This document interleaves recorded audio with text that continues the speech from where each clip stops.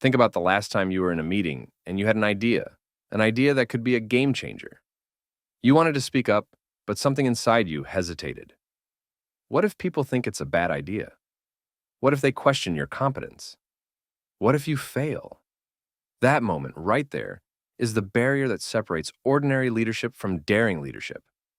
Brené Brown starts Dare to Lead by challenging one of the biggest misconceptions about leadership, the idea that courage and vulnerability don't mix. We tend to think of great leaders as confident, fearless, and always in control. But in reality, the best leaders, the ones who inspire trust, create real innovation, and build lasting cultures, are the ones who embrace vulnerability. It's not about being weak. It's about being brave enough to take risks, have difficult conversations, and admit when you don't have all the answers. One of the biggest myths about leadership is that showing vulnerability makes you look weak, but avoiding vulnerability, hiding behind a mask of perfectionism, shutting down tough conversations, or pretending you always know what to do, doesn't make you strong. It makes you disconnected. It builds walls between you and your team. It creates a culture of fear where people don't speak up, don't take ownership, and don't grow.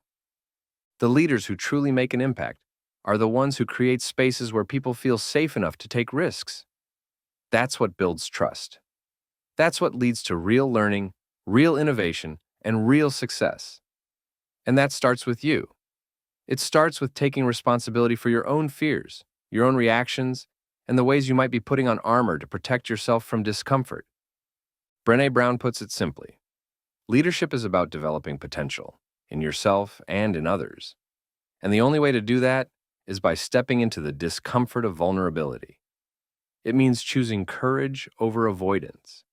It means acknowledging uncertainty instead of pretending you have everything figured out. And most of all, it means recognizing that the thing standing in the way of real leadership is not fear itself.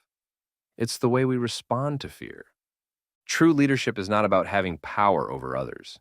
It's about creating an environment where everyone feels empowered to show up as their full, imperfect selves. It's about being brave enough to go first, to set the example, and to invite others to do the same. That's the foundation of daring leadership. Chapter 2: The Call to Courage. So if vulnerability is the foundation of daring leadership, how do we actually put it into practice? How do we move from armored leadership, where we protect ourselves with control, avoidance, and perfectionism, to daring leadership, where we lead with openness, trust, and courage? Brené Brown introduces a powerful idea. Leadership is not about eliminating fear. It's about how you respond to fear. Armored leaders try to control everything. They micromanage, they avoid difficult conversations, they hide behind data and bureaucracy, instead of dealing with the real issues. They see leadership as a battle to be won, rather than a responsibility to develop others. Daring leaders, on the other hand, know that courage isn't the absence of fear. It's the ability to step forward despite it. It's about recognizing your own self-protective behaviors, the ways you armor up when things feel uncertain, and choosing a different path. One of the most important lessons in this chapter is that courage is a practice. It's not something you either have or don't have. It's something you build, moment by moment, by choosing to step into discomfort rather than avoid it.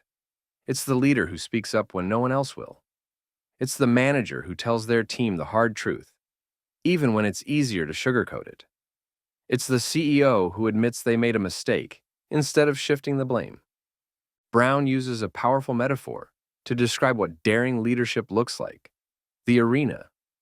Inspired by Theodore Roosevelt's famous speech, she explains that real leaders step into the arena, knowing they will get knocked down. There will be criticism.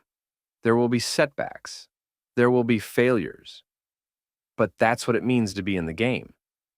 The only people who never fail are the ones who never take risks in the first place. And here's where it gets really practical. If you want to build a culture of trust, you have to start by showing trust. If you want people to take ownership, you have to give them space to do so. If you want a team that embraces learning and growth, you have to model what it looks like to admit mistakes and learn from them. Being a daring leader means being willing to have hard conversations. It means challenging your own ego and insecurities. It means recognizing that the fear of failure can't be the thing that stops you from leading with courage. The call to courage is this: will you step into the arena, take off your armor, and lead in a way that invites others to do the same? Will you create a culture where people feel safe enough to bring their whole selves to the table, knowing that they won't be punished for failing, but encouraged to keep growing? This is what separates the leaders who simply manage from the leaders who truly inspire. It's what separates good teams from great ones. It's what makes the difference between a workplace filled with fear and competition and one filled with trust, purpose, and real success. The best leaders aren't the ones who never fail. They're the ones who keep showing up, keep learning, and keep leading with courage, no matter what. Chapter 3: The Armory. Imagine a leader walking into a meeting, head held high, exuding confidence. Their words are polished, their decisions decisive, their demeanor impenetrable. To the outside world, they look strong, unshakable. But beneath that polished exterior, they're terrified of being wrong, of appearing weak, of losing control. That's not real strength, it's armor. Brené Brown introduces the concept of armored leadership, the self-protective behaviors we adopt to shield ourselves from vulnerability. Many leaders wear this armor without even realizing it. Perfectionism becomes a shield against criticism. Cynicism is a defense against disappointment. Emotional suppression keeps them from being seen as too soft. They avoid tough conversations, preferring control over connection, because control feels safer. But here's the problem. When leaders armor up, they not only cut themselves off from growth, but they stifle creativity, innovation, and trust in their teams. Think about the difference between a leader who demands perfection and one who encourages learning. The first creates a culture of fear, where people hesitate to take risks. The second creates a space where people feel safe to experiment, fail, and grow. Brown makes it clear. Perfectionism is not the same as striving for excellence. Perfectionism is about proving worth through flawlessness, while excellence is about learning and improving. At its core, daring leadership is about taking off the armor. It's about replacing fear with curiosity, control with trust, and blame with accountability.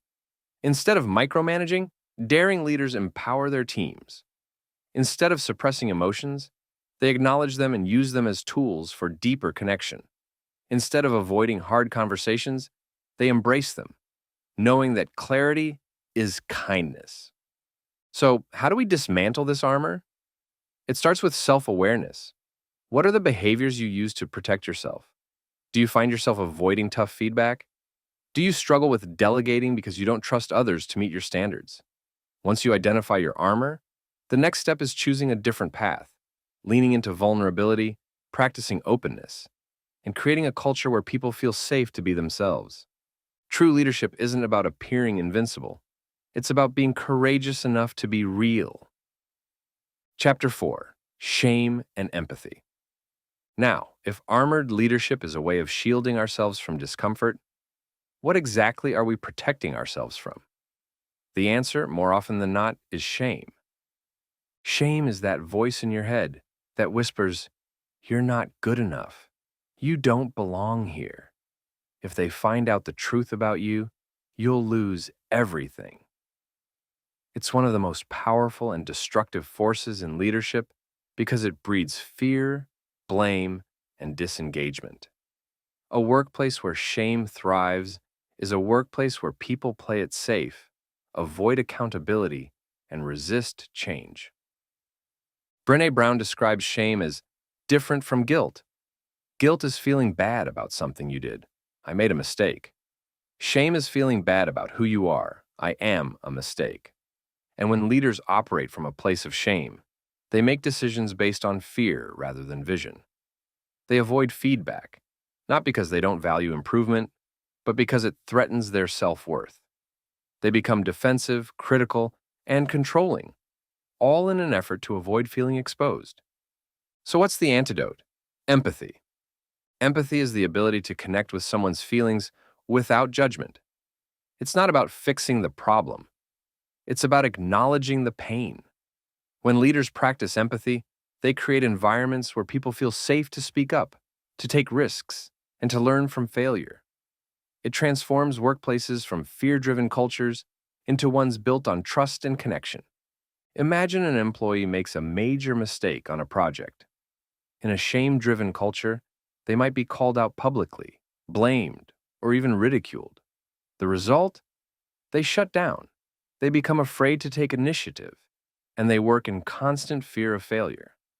But in an empathetic culture, the conversation looks different. The leader approaches them with curiosity rather than judgment, saying, "Let's talk about what happened. What can we learn from this?" That shift from blame to learning completely changes how people show up. For leaders, this means doing the hard work of developing shame resilience. It means recognizing their own triggers and choosing self-compassion instead of self-criticism. It means fostering environments where failure isn't punished, but treated as part of growth. And it means replacing blame with accountability, not finger-pointing, but genuine responsibility for learning and improvement. At the end of the day, leadership isn't about perfection, it's about connection. And connection isn't built through power and authority. It's built through empathy, trust, and the courage to be real. Chapter 5. Curiosity and Grounded Confidence. Imagine sitting in a room where every decision has already been made, every problem has a predetermined answer, and every challenge is met with the same old thinking. It's comfortable, it's predictable, but it's also a slow death for leadership and innovation. That's the kind of culture that kills progress. Brené Brown makes it clear that one of the most critical skills in daring leadership is curiosity.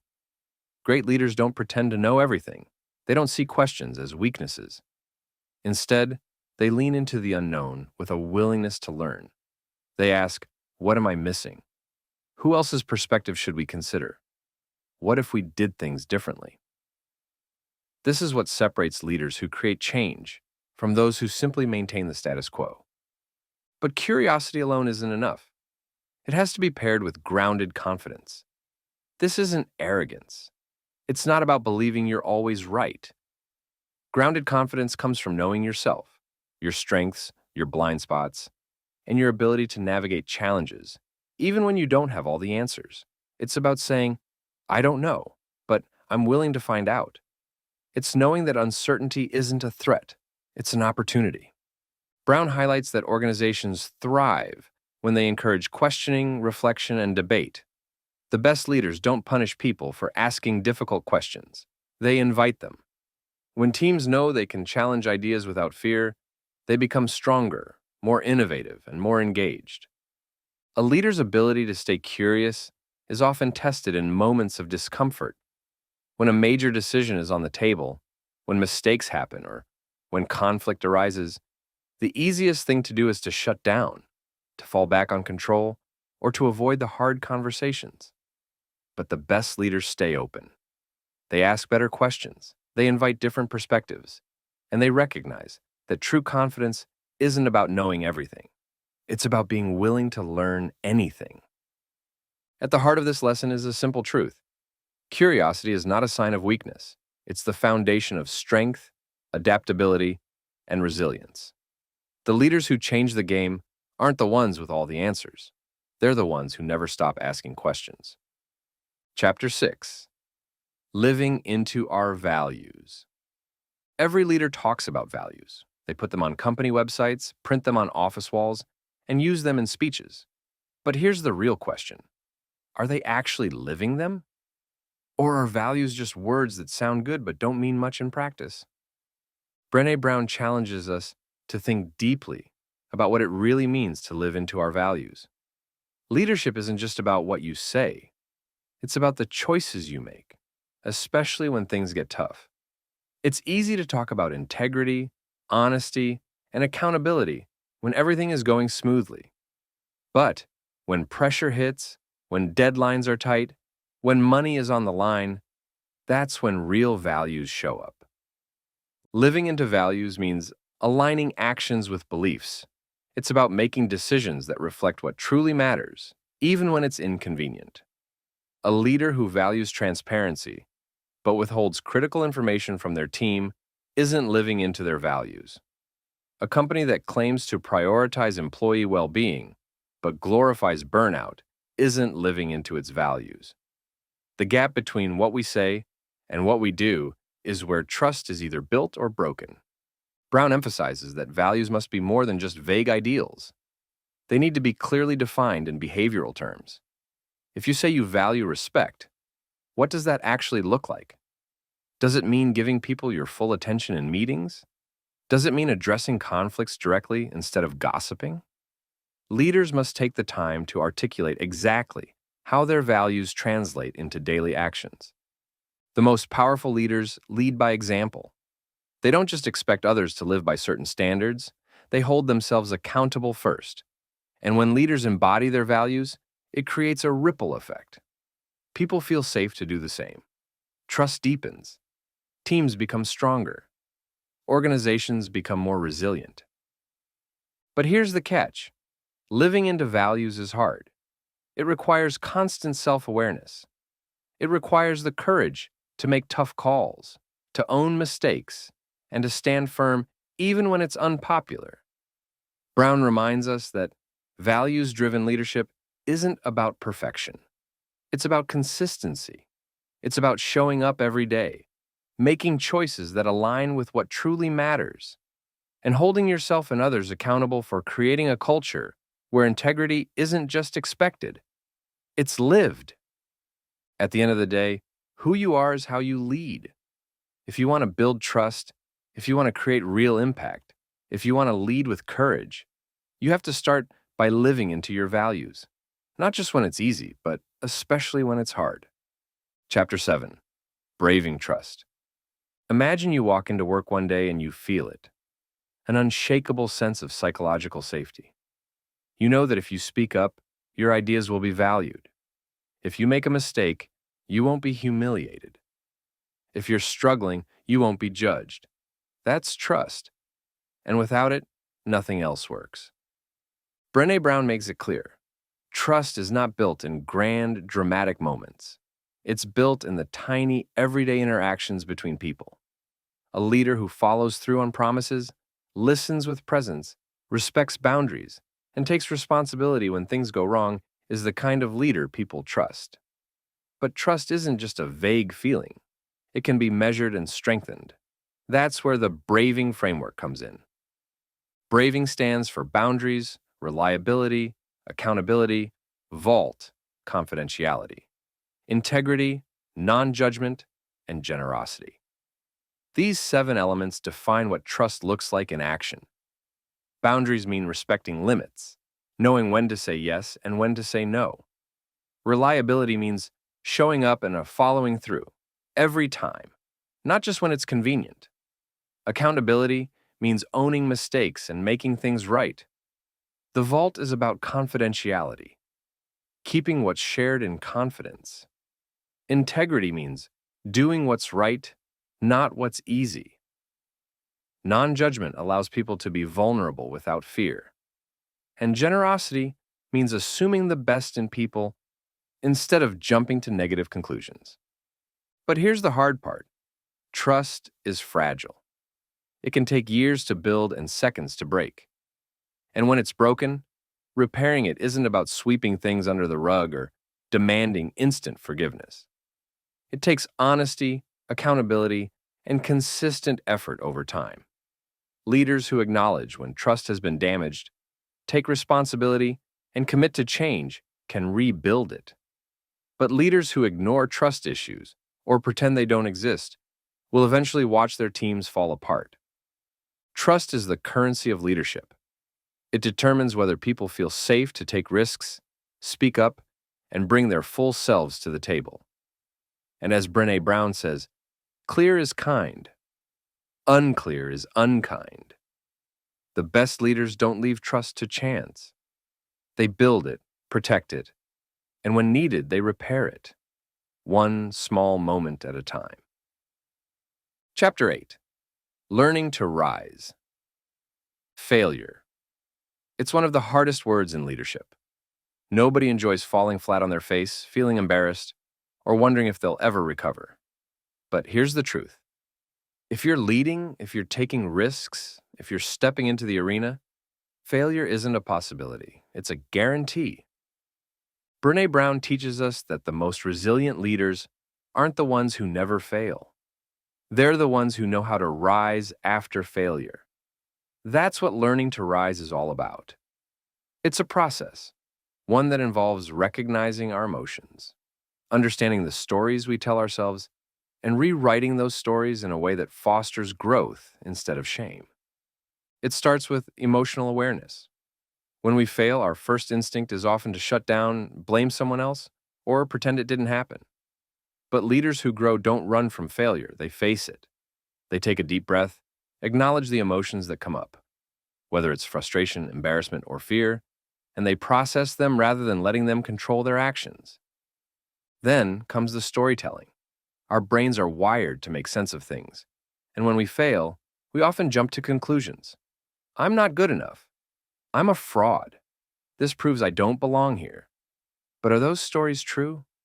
Or are they just fear talking? The key is to challenge these narratives. What if, instead of I'm not good enough, the story was I took a risk, I learned something, and now I'm stronger? The way we frame failure shapes how we move forward. Finally, rewriting the ending. The best leaders take their failures and turn them into lessons. They own their mistakes, they learn from them, and they share those lessons with others. And in doing so, they create cultures where failure isn't something to be feared, it's something to be learned from.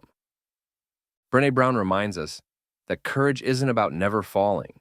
It's about getting back up over and over again. And in leadership, the ability to rise after failure isn't just a personal skill. It's a gift we can give to those around us. Because when leaders normalize failure as part of growth, they create teams that are stronger, braver, and more willing to take the risks that lead to real success. So the next time you fall, and you will, remember this. You have a choice. You can let failure define you, or you can let it refine you. The leaders who make a difference are the ones who choose to rise.